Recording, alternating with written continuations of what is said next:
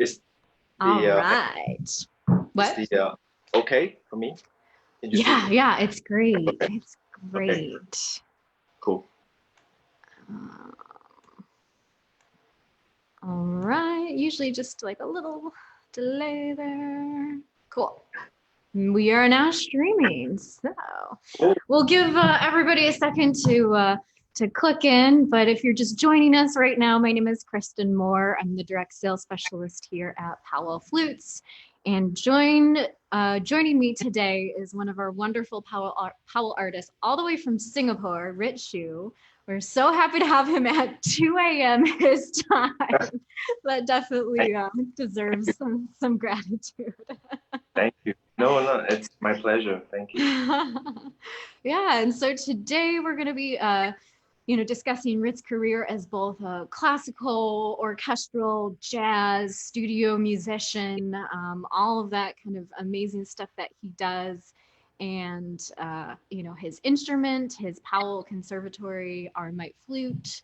Mhm. And a little bit too, Rit, you're very active with social media. We were just kind of talking about that, and Yeah. you do a lot of recording, and so I'm excited to hear your approaches and how you incorporate technology into your daily playing. Mm-hmm. Awesome. Sure.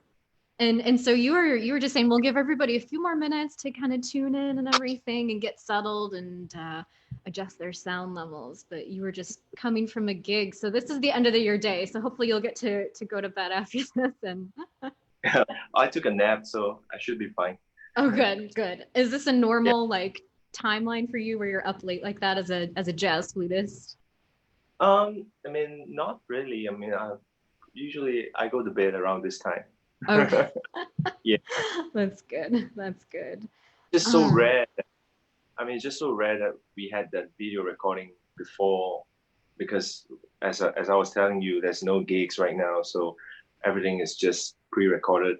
So my bandmates and I were doing a recording in the studio, which is this is about half an hour from where I am right now. So yeah, and it went like for 8 hours. So we oh were just wow, that's a long recording session. yeah, for 15 minutes for just a 15 minutes video.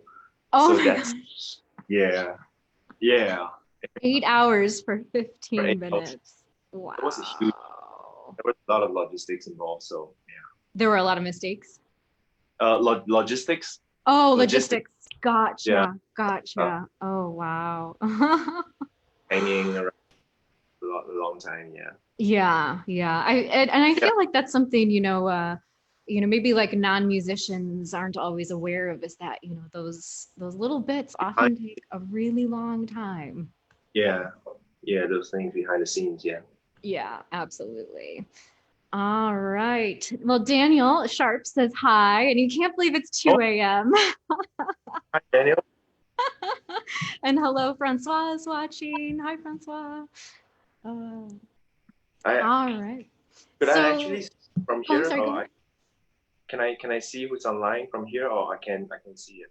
Oh, So if you go, you'll have to kind of on your end go right. to our to the chat itself. But if we get questions, I'll ask them right to you, and Oh, kind okay. of welcome people as they join. But yeah, when we use the Zoom platform, you have to like navigate to Facebook. So Okay. Yeah. technology Gotcha. is getting better, but not perfect yet. No problem. Gotcha. Um, uh, well, we'll just give everybody maybe like one more minute before we get into all the good stuff. But I'm excited that you're going to play for us today. Are you going to play a little jazz, a little more classical? What's on? something Just, if that's okay for you. oh my gosh, that sounds great. Yes, yes. Little And improv. yeah, we're just gonna do that. Awesome, awesome. That sounds like it'll be a blast.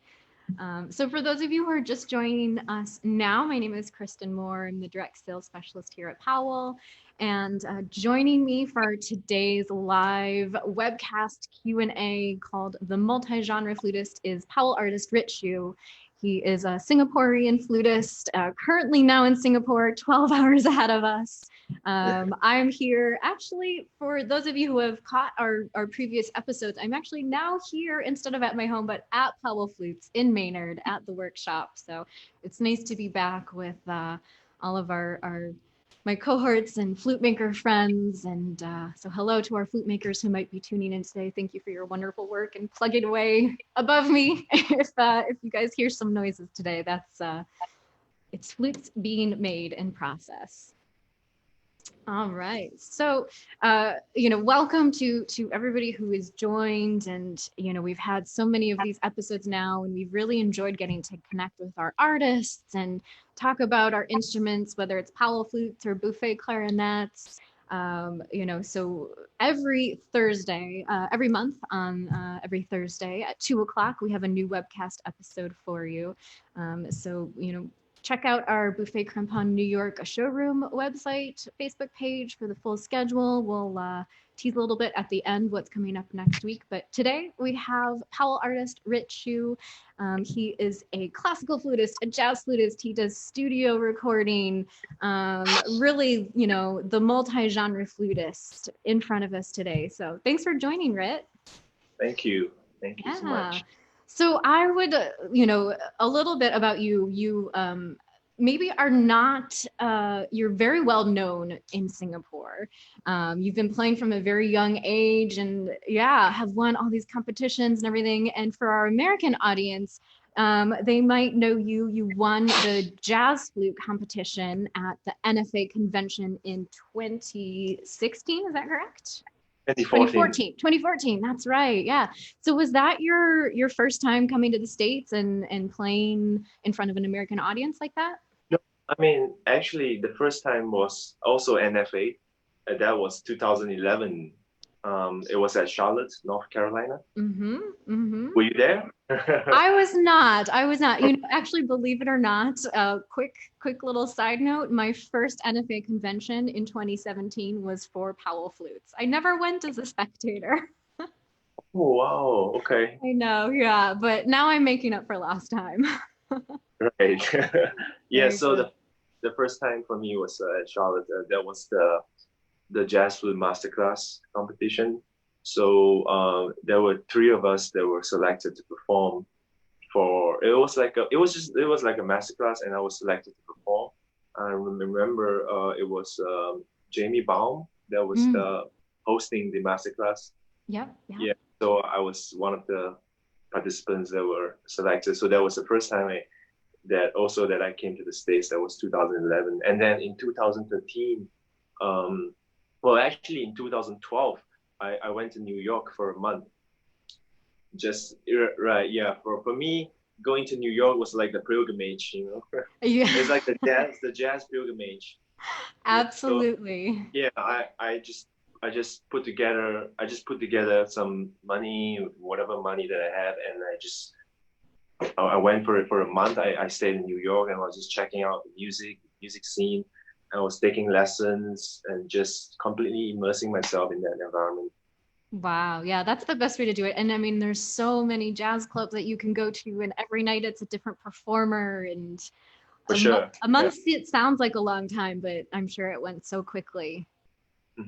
Yeah. And then you were just back. We were able to meet in person in March at the New York Flute Fair. Actually. In January, right? In January. Oh my gosh. Yeah. February. Yeah. Oh, it seems so long ago. The months all just start, everything has blurred together since then. And so I know you were also, when we chatted then, you were going to be spending some time in the US and doing a little more study, performing. And, I'm sure those plans got a little bit derailed. Yeah. I mean, nobody expected this to happen. So we just got to make alternative plans, I guess. But the music has to go on. The music cannot die. Absolutely. Yeah, absolutely.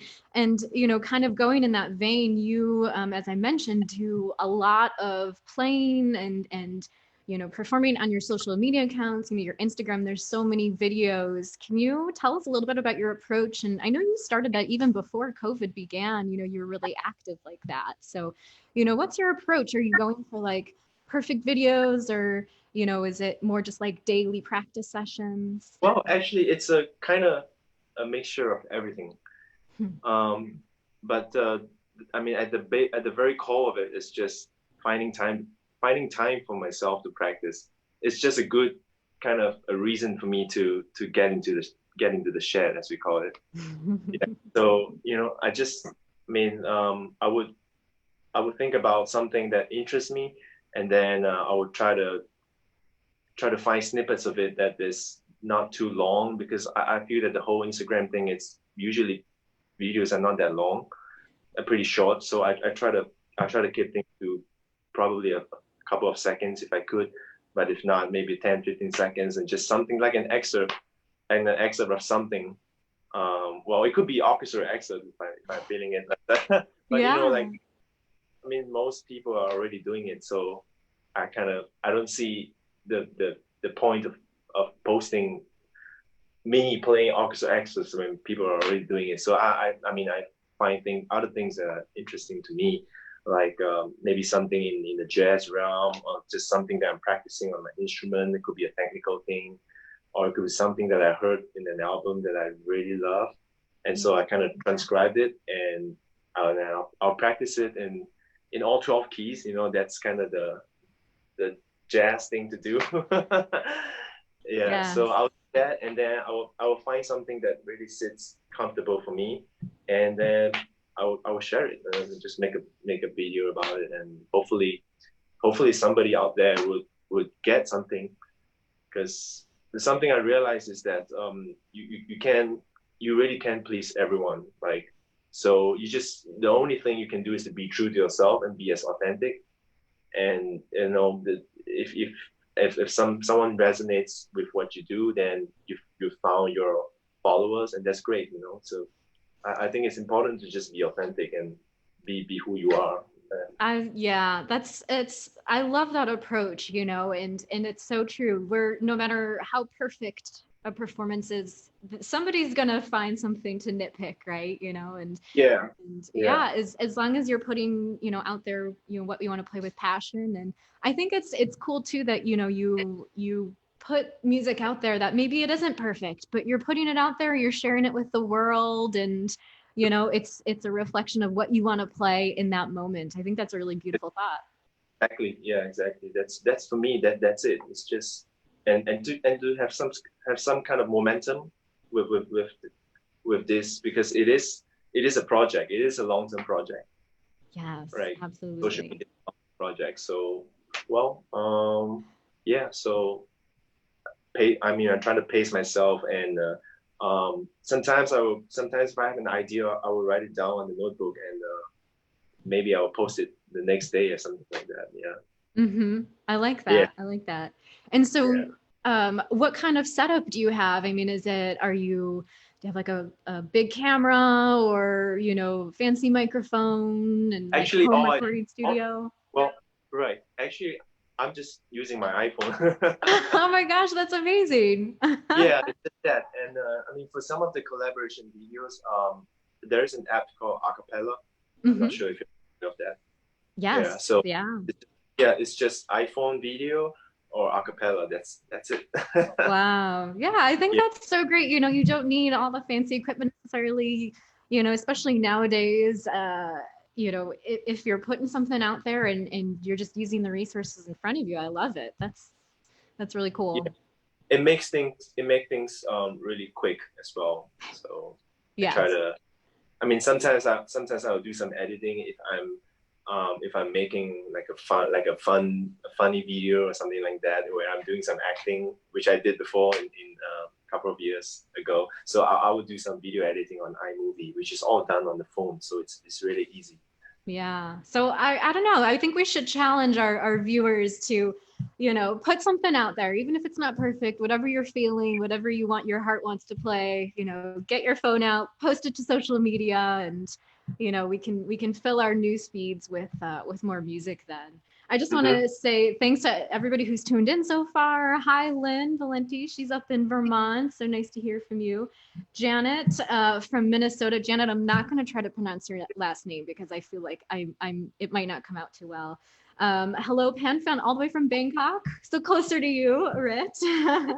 And Lori from New York City. Thank you so much for everybody who's tuning in, and Donnie from South Carolina.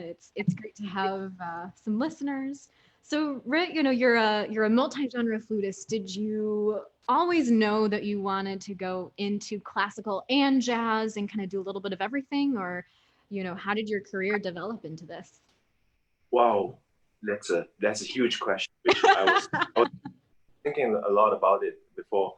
I mean, I grew up in a musical family, so there was just plenty of music at home right from day one. My dad plays the piano, my mom sings, and from a very young age, I was just exposed to quite a wide variety of genres of music. My dad was the music director kind of guy. He was like a music director of show bands, and he was directing, and he was the music director for some of the regional pop artists.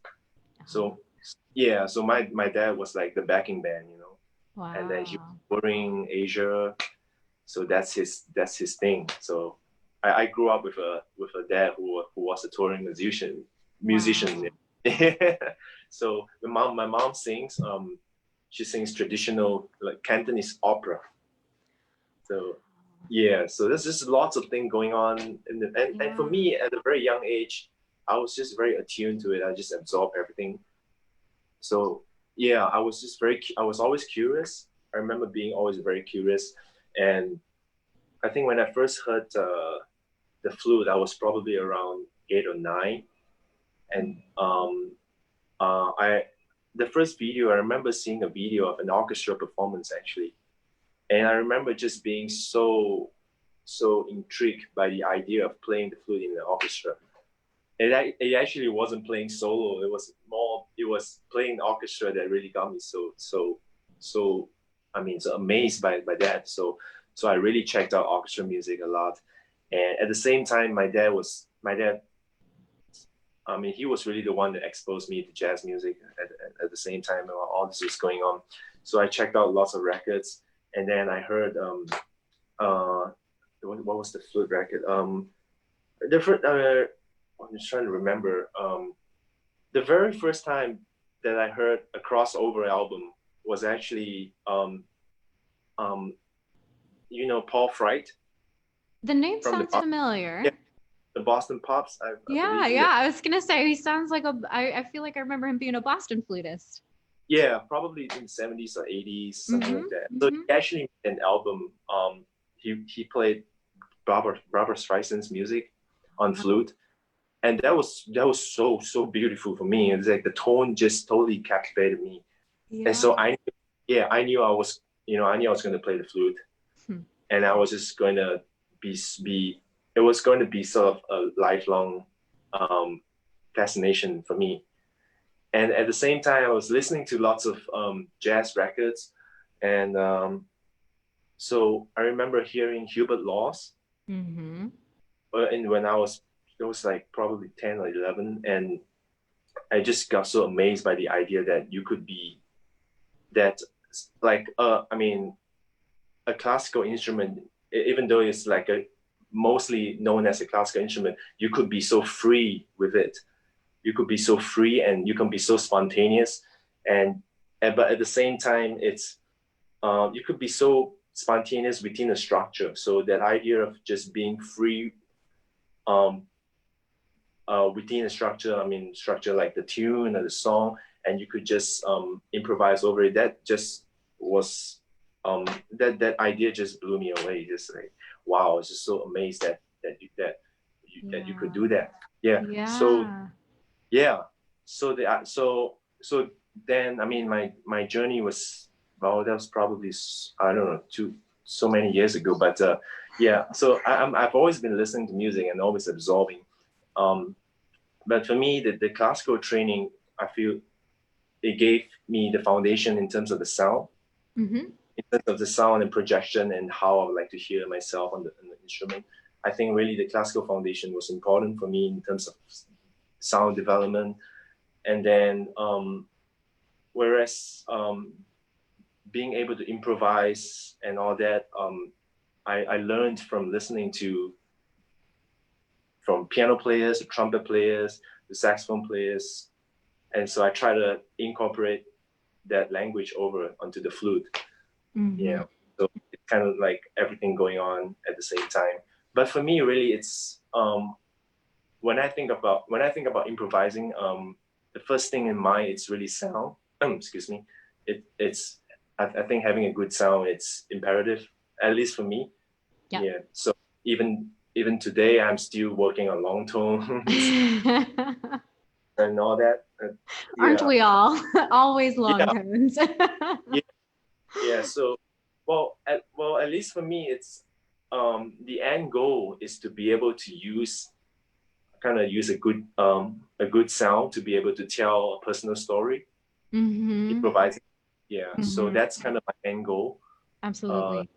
Yeah. And I think we have a lot of flexibility as flutists to really manipulate our sound and, our color palette, I feel we're lucky to have a very wide ranging color palette and tone palette. And, as flutists, that's, I think one of our benefits. Yeah. And I mean, I also play alto flute and bass flute and sometimes piccolo. That's a wide variety. Well, if you don't mind, I think this would be the perfect time if you wouldn't mind playing for us, and then we can even talk a little bit about your instrument and the sound that you're getting on your Powell. And so you said earlier you're going to just do a little improvising for us, which I think is so awesome, especially I'm sure a lot of us are orchestral flutists, so we think a little bit more sometimes in the box, and it's nice to be let out of that box a little bit.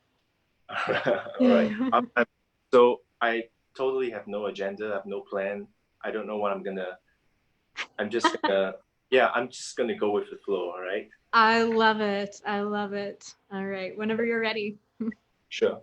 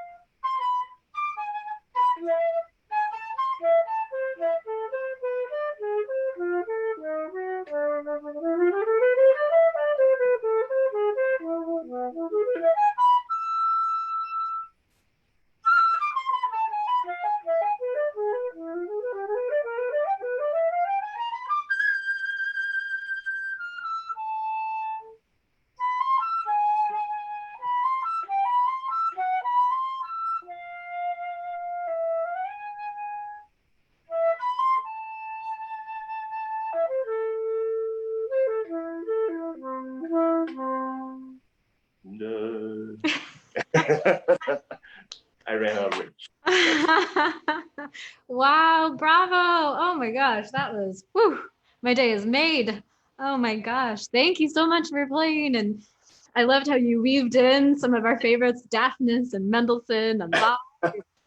Your Autumn Leaves, Lynn, Yeah. gave you a great compliment, great rendition of Autumn Leaves. I was like, I know this one. Which one is it? Thank you, Rit. That was lovely. Thank you. Well, I don't know. I just hear some ideas, and then just trying to put them together in a put them together in an organic way. I hope that came across. Oh, yes, absolutely. Absolutely. It was seamless. Thank you. So, can you tell us a little bit about the instrument you play on? It's a Powell 9K Aurumite Conservatory flute. Yeah. How did you come, to find your voice in this instrument? How did you find this flute? Well, I started using this in 2012. Mm-hmm. I was actually I was in one of the local instrument shop. It's called Windworks. Yeah, probably one of the biggest in town. Yeah, so I knew the owner. I knew the guys there. I went down one afternoon, and wanted to upgrade, and so someone happened to be selling the instrument, which was a Powell. So some things just you can explain. Some things is like why was I there on a certain day, and then I met the person who happens to be wanted to to sell the instruments. I was there and I tried it and I just fell in love with it, and ever since I've been using it since. It has been 8 years. Wow. 8 years. Yeah, and I just never changed. It's just for me, I just felt that the Aurumite 9K just gave me the freedom in terms of the projection and to be the shades, the nuances. Mm-hmm. I don't know. I still can find an instrument that kind of satisfy me in that area in terms of the sound, the tonal department. For me, it just gives me the freedom to be able to say what I want to say.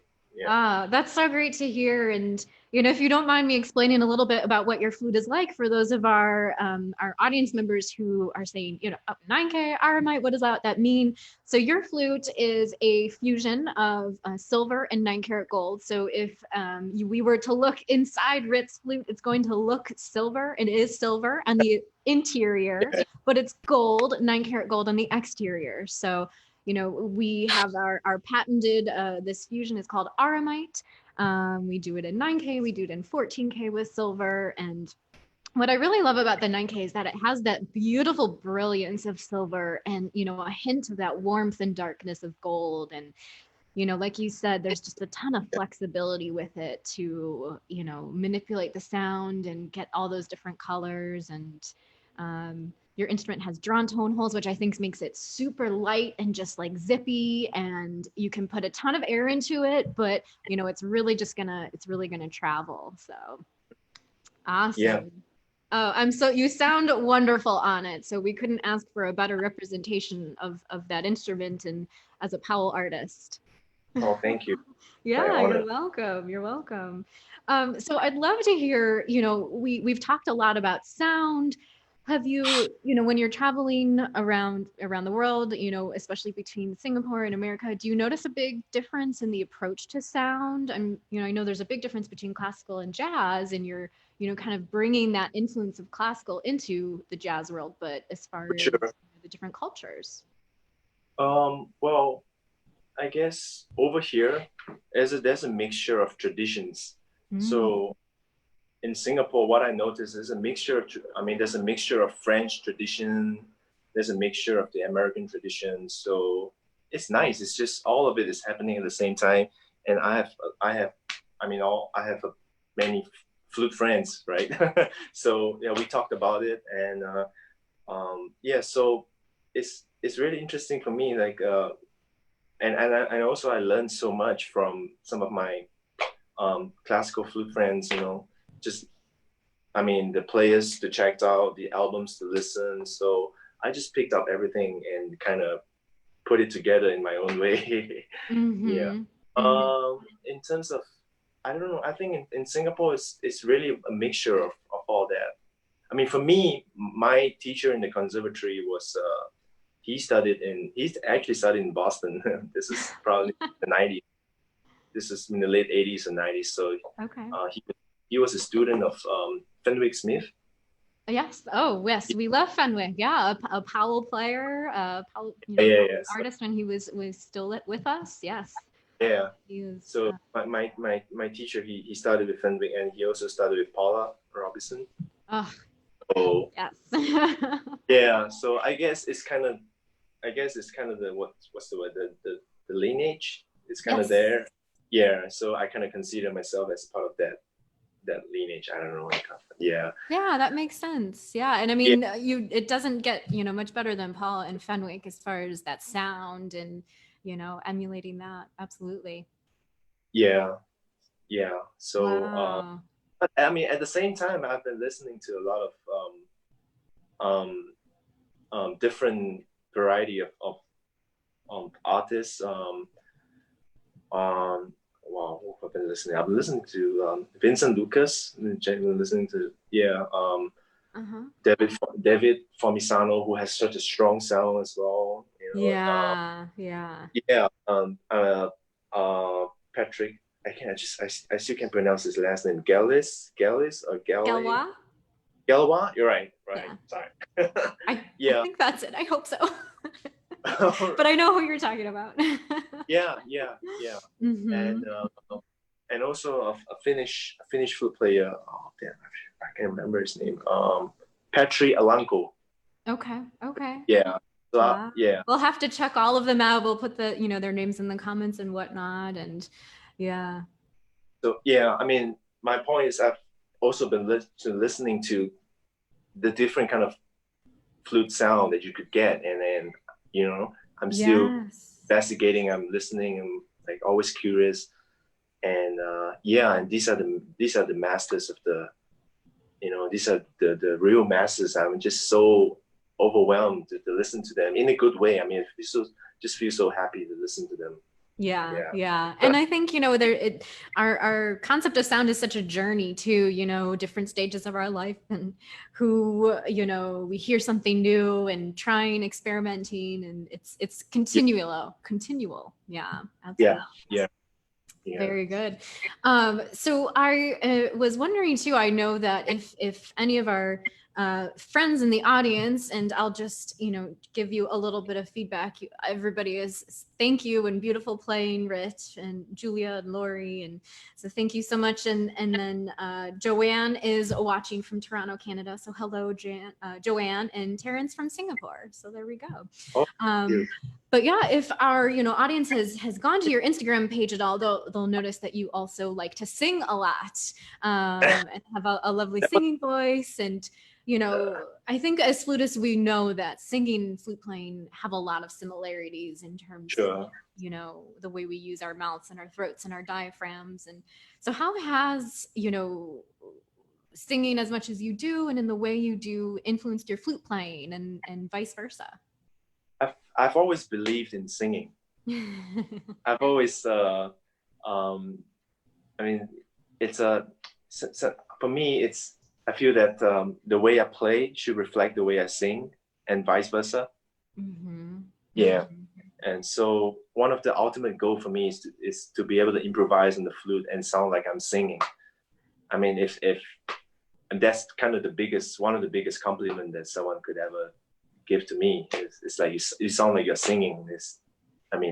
Right? Yeah, absolutely. It's that natural just projection of your own voice. Absolutely. Yeah. Wow. Yeah. And so what did you start? Did you sing when you were young, or is that something that you took up later after starting the flute? I remember listening to singers, or just listening to music in general, or maybe I'm listening to a vocalist, and I just love to imitate what I've heard. And so I would sing. I would I would sing it back. Like I'll listen to something and then I will sing it back to myself and just kind of register it in my mind, you know, the sound, the tone, the pitches, the notes, the inflections, and yeah. So so recently I just thought, you know, since I'm using that app, Acapella, right, and it allows for multiple screens, so why not do something like an actual acapella, like Yeah. like putting myself in the different frames and singing different parts. Yeah, I just tried that. It was fun, and yeah, I think I would probably be doing more of that. Yeah, it doesn't look like we'll be able to meet up with fellow musicians anytime soon, at least. And so I know at least we talked about this a little bit before we began, but Yeah. things are pretty messy in the United States right now as far as our journey and hopeful eventual recovery through the COVID. How are things in Singapore? And are you able to, you had a recording that you did, were you able to meet with the other Yeah. musicians, or was it just kind of on your own, recording your own track? Oh no, and it's the situation has gotten a lot better now. I mean, before, so we have this thing called the circuit breaker, which is kind of like it's what do you call that? It's kind of like shelter in place. Yep. Right, but our government divided it into 3 phases. So there's phase 1 and phase 2 and phase 3.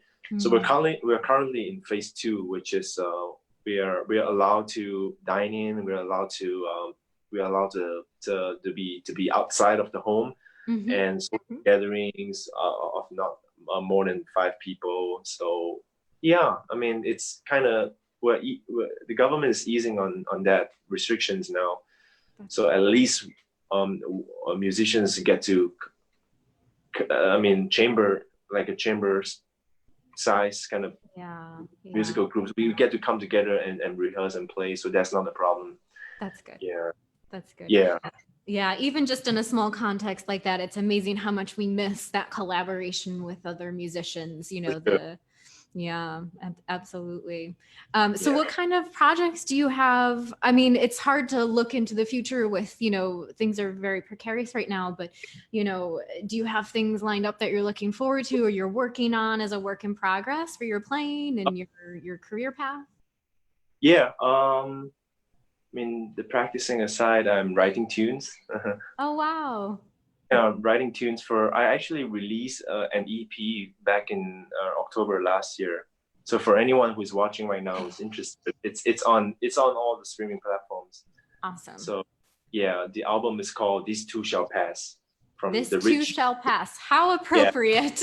Yeah. Yes. You had such foresight. I didn't thought of that when I named, but yeah, you're right. Yeah.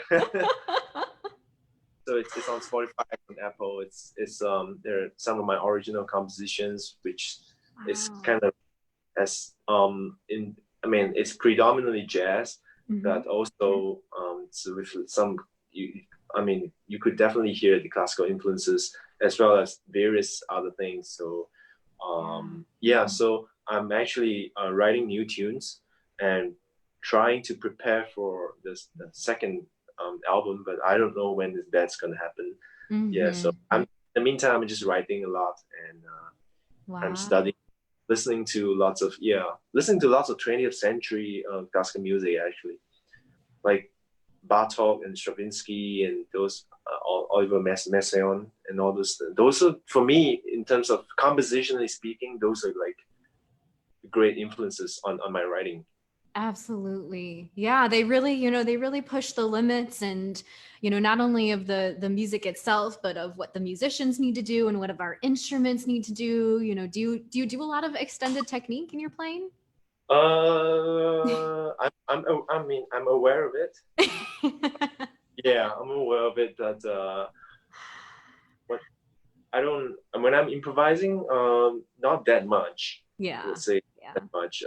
But I'm aware of it, and definitely I'm able to do some of it. But yeah, probably, I don't know. It's, for me, improvisation for me is still kind of tonal in the sense that it's still rooted in the key. I don't know if I'm making sense. So it's still kind of tonal based improvisation, because but maybe one day I would incorporate it. I don't know. I like your phrasing of "you're aware of it." I think that's perfect. Speaking of improvising, Jessie has a really great question. Jessie Wu, she says hello from Texas, and she asks, when you improvise, how do you mentally map where you're going? Oh, that's a great question. Thank you for asking, Jessie. And if anybody else has questions for Rit, we are happy to take them. You just leave them in the comments section. But yeah, so how do you mentally map? When I'm playing a tune, there's a certain form in the tune. So the form to me is the gatekeeper. So everything that you do has to make sense in terms of the form of the tune. So it could be, I mean, a lot of jazz standards are what we call the great American songbooks, right? So it's gonna kind of, the form is predictable in the sense that it's ABA or AABA, or that's the formal structure of the tune. So when I'm improvising, I have that in mind. So I'm sort of keeping track of the form, but at the same time, I'm trying to go away from the form, but having the ability to come back to just to be aware of where the tune is, to sort of take the listeners on the journey. Yeah, gotcha. So to tell a story basically, but telling a story through the form of the tune. Yeah. So we kind of know the basic plot of it, and you're going to elaborate and maybe go off on, a side plot here and there, but we know the starting, the middle, the end, and exactly. Yeah. It's really like a conversation actually. So I have some keywords in my mind. Oh. I don't have it all. I don't have it all spelled out, but I have some keywords that I kind of know that at some point I'm gonna probably play that idea, and then I'm gonna take that idea and develop it into something. It's like just having a spontaneous conversation, really. Yeah. But whereas for me right now, what I just did, it was having a conversation with myself. Yeah. That makes sense. Yeah. Yeah. So the fun part begins when you're playing with other people. So when people are having spontaneous conversation, that's really the beauty of improvisation and jazz, and all that. Yeah. Right. You can weave in all of these ideas, and like you said, that freedom to maybe take it somewhere unexpected that the day before you didn't plan on going, or yeah. And I think it's important to take risk. And improvisation is a risky business. Yes. Yeah. It's totally up to you as the flutist to put that music out there. You're not reading what's on a page. It's just totally coming from your brain. And it's coming from all the influences and music that I've listened to. And I think you have to be brave. You have to be brave, and you got to be able to take risks. I think those are important qualities for anyone that's starting out on improvising. That would probably be my biggest advice, is to be comfortable taking risk. Yeah. I like that. Yeah. And it really, it brings that idea full circle of, we were talking about just put your music out there, even if it's not perfect, you have an idea, put it out on social media, somebody will hear it and love it. And yeah. I know I was looking a little bit on your website, on your blog, and you had I really liked your philosophy. Can you talk about, what you feel like is important for maybe younger musicians or musicians that are just breaking into, getting their career started, your kind of philosophy as far as that, and, advice that you wish you had when you were starting out? Oh, wow. I've always believed in getting your fundamentals strong. So for me, it's the longevity of your career. It really boils down to having strong fundamentals. I mean, that's for me. Yeah. I don't know, other people may have different opinions about it, but so you have to be practicing on your instruments a lot in the beginning. I mean, for younger musicians, if that's the case, and get involved with ensembles, play with other people, and be a good listener, be a good team player. Mm-hmm. Yeah, and all these skills. I wish I kind of wish I knew that when I was younger. So if I could look back and give advice to my younger self, that would probably be it. Yeah, and also at the same time, I mean, it's important to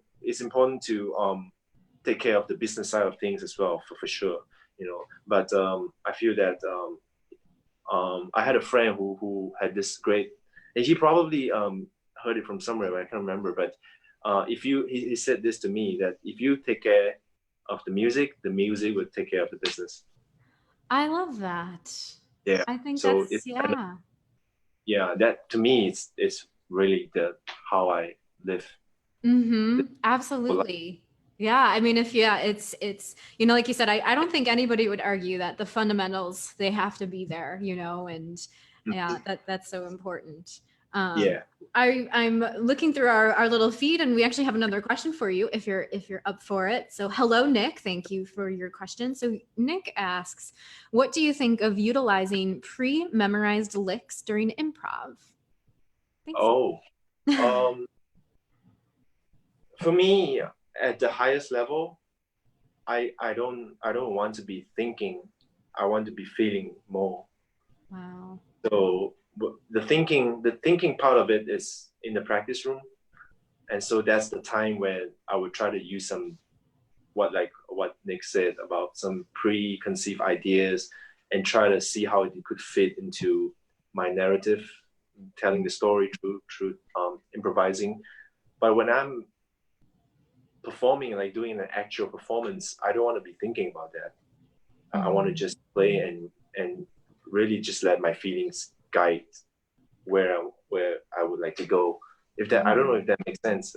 No, that does. Yeah. And especially, you are talking, you play all of your exercises in every different key, all your arpeggios and all those scale exercises. Right. And so maybe, that key you're feeling a little more G minor, or maybe tonight, you're feeling A major. Exactly. And so for me, the practicing when I do things in all keys, it's really for me to kind of have a geographical awareness of where it's landing on the instrument. That muscle memory of it. Yeah, so of that. But when I'm actually improvising and playing with people, I don't want to be thinking about that. I want to be free and just allow the higher consciousness to take over. I mean, it's kind of deep, but I hope I'm making sense. Absolutely. Yeah, absolutely. So Nick, hopefully, I'm sorry, go ahead, Rit. Yeah, I feel that if you're thinking too much when you're improvising, it's gonna come across as not that organic. It's like having a conversation, and then if you have to be thinking of the word that you're trying to say, right? Then just the conversation is just not going to be. Like for me, apple. If I have to think about the word apple, I have to spell it AP. What's apple? AP. It's gonna go down the process, right? So it has to get to a point when that it's fast enough for you to just go, and that's the work that's being done in the practice room. Yeah. So that goal, of having all of that muscle memory, all of that at your fingertips, so that, the spontaneity and the emotion can really dictate what you play. Yeah. And I may not necessarily play the things that I practice. And for me, that's really exciting, because that's when I know that I'm up to something else, to something more exciting, something that is really in the moment.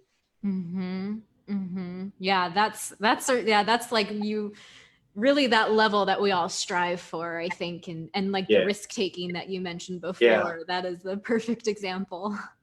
Yeah.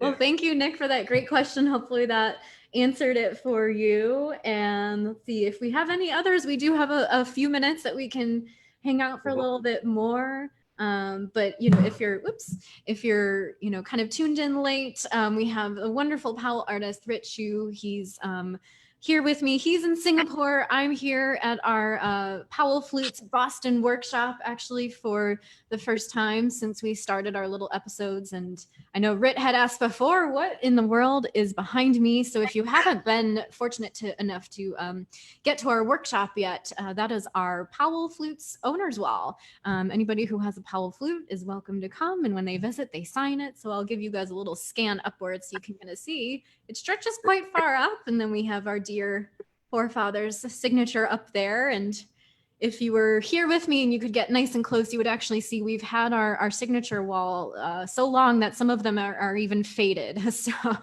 it's we encourage you all, when we can all travel again, please come out to Boston, and when we can open our doors to the public and sign our wall if you're a Powell owner. But let's see, doesn't look like we have any more questions at the moment. But Rit, you know, I really enjoyed conversing with you today. I think you left us with so many gems of wisdom and insight, and it was really great to hear about your career, and best of all, hear your beautiful improvising. I think that was such a treat, and you know, we had like a little peek into your musical brain.